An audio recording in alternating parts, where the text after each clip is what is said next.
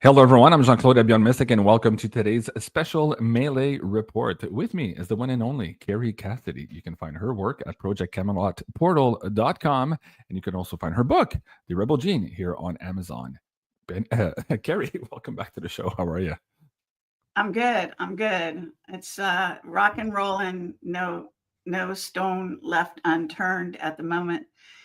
Carrie, it And very much feels like the world is falling apart at the same time. I don't know if you've been following in Canadian politics. The last 48 hours has been absolutely a big shit show. At the same time, the chancellor in Germany lost a no confidence vote, and we're seeing all these delayed elections now being proposed in the UK. Not going well for the World Economic Forum members here around the planet. And all this in the spotlight of this crazy, crazy UFO drone Project Bluebeam story that has been unfolding here in the United States and across the world here in the last couple of weeks. Why don't we start there? Gary, we're triple casting right now on YouTube, so let's watch our language for the first 10 minutes. But do you feel right now there's been an energy shift in the background? What's happening right now that's pushing perhaps these dark players into the open here and all the turmoil and chaos we're seeing right now? Before we get into the drone situation, what do you say at the political level? What just happened here in the last couple of days, Gary?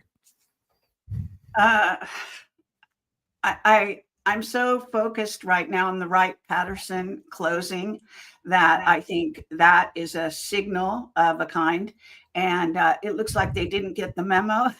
Right? I saw that. That hey, everyone, it's ours, meaning humans, meaning not aliens. So Right. they didn't get that memo, and apparently they got spooked by something, and they're closing. So I think that is really the news of the day, as far as I know. Okay. And although I wouldn't put it past anyone to have a few follow-ups today, it's kind of it really is. I mean, more than any other time that the White Hats wanted everyone to watch the show, I think that this is the show. This is the And I do think that, in essence, there is a change of consciousness. You can't have one without the other. So if we're having different sort of experiences on Earth, then we have a change of consciousness that allows for those different experiences. right. So my point of view is to see this from a more spiritual point of view.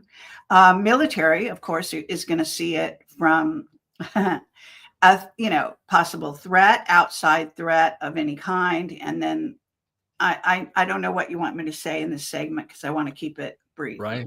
No, that's a great opening, and I'm with you on that too. It very much feels like we're walking humanity together in a brand new territory, and we're understanding more and more that universe is speaking to us directly. If only we can listen to what it's saying and when it's where it's directing us.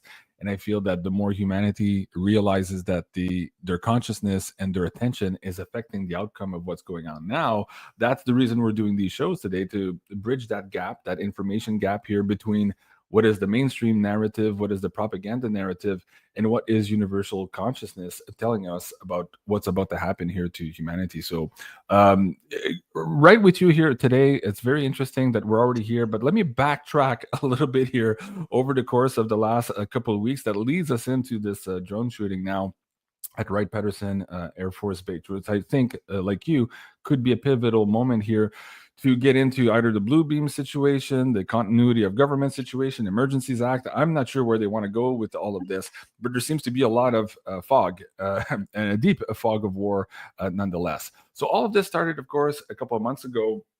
Clifai put out a video that was entitled 39 Days to Melee, where he had suggested that after this temporal marker of the Trump Rogan interview, we would get into this time where we have these activities in the sky and a lot of confusion as to who perhaps the perpetrators or the people behind it might be, to the point where we would have contention. So we already have the language of contention that came out with the FBI investigating all of this, now to the point where we're seeing them being shot down. So that's very interesting. It kind of made the bigger scope of the news.